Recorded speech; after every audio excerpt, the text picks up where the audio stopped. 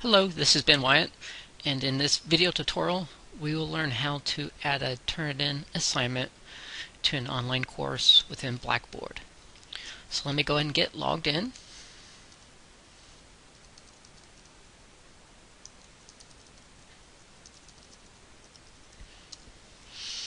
And once we get logged into Blackboard, one of the first things that we have to do is navigate to that particular online course or the course that we want to add this Turnitin assignment to. So under My Courses, you would click on the course that you want to add this Turnitin assignment to.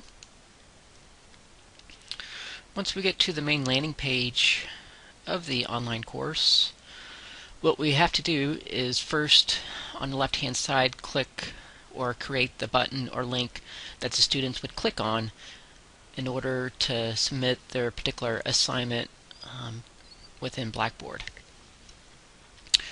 So for this demo, I'm just going to add a new content area. I'm going to name this research paper. And then once again, you want to make this link available to the users so the students could actually go in here and submit their papers to this Turnitin assignment. And I'll go and click submit. And as you saw from the workshops past few days, that button automatically goes to the very bottom left hand side. So I want to bring that button up, so I'll go ahead and do that.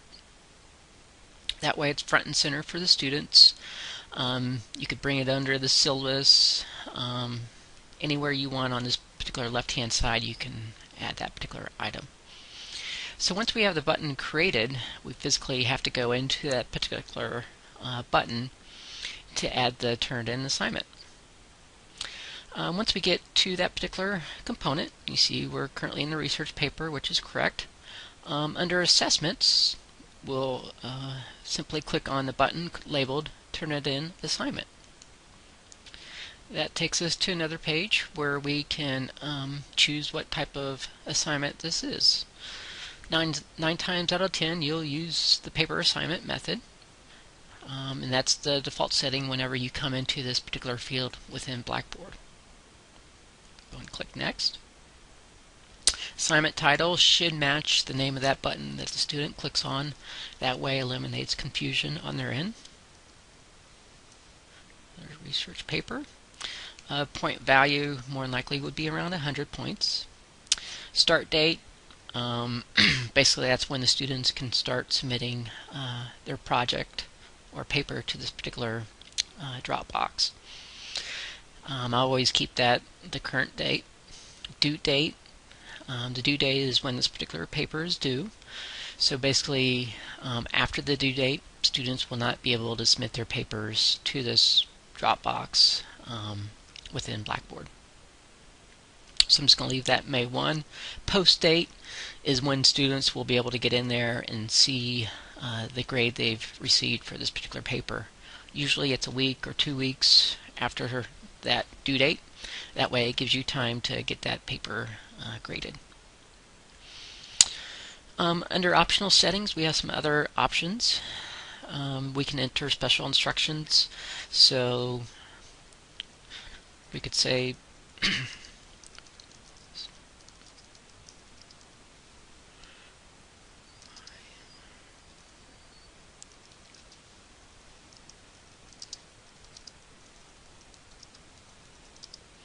something along those lines. Basically where this message appears is whenever the students log into this particular component within Blackboard, they'll see those instructions prior to submitting that particular paper. Allow submissions after due date. More than likely you'd want to check that to know. That way students can't get in there and get in and post papers after that due date. Everything else is pretty default setting within Turnitin, and you want to keep that same setting. Materials, it's fine. Quoted materials, no. Exclude small matches. Originality reports, yes.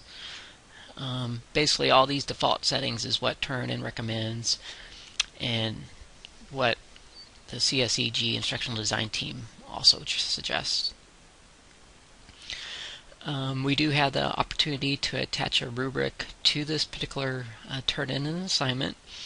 However, we're still researching that, testing it, but probably by the fall semester that should be implemented, and that way students can follow a rubric for this research paper to make sure they have everything covered in that paper, and it helps them keep abreast as far as what you will be grading on this particular research paper or any other turn-in assignment you add. If you've changed anything in those optional settings, Turnitin actually remembers that, so the next time you create a Turnitin assignment, you don't have to go back into those optional settings to change those. It makes the process a lot quicker on your end whenever you create those future Turnitin assignments. So I'm going to click Submit. And the next screen should say Turnitin assignment is successfully added, which is great. Basically, we come over here right hand side and click the OK button. And that adds the Turnitin assignment for the students. You can see those instructions that I put in there appear right above that view complete.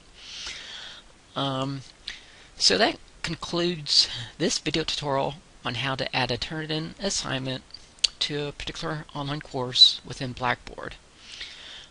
In the next video tutorial, I'll give you the student's perspective on how he or she will submit an item. That way you can kind of see the whole picture.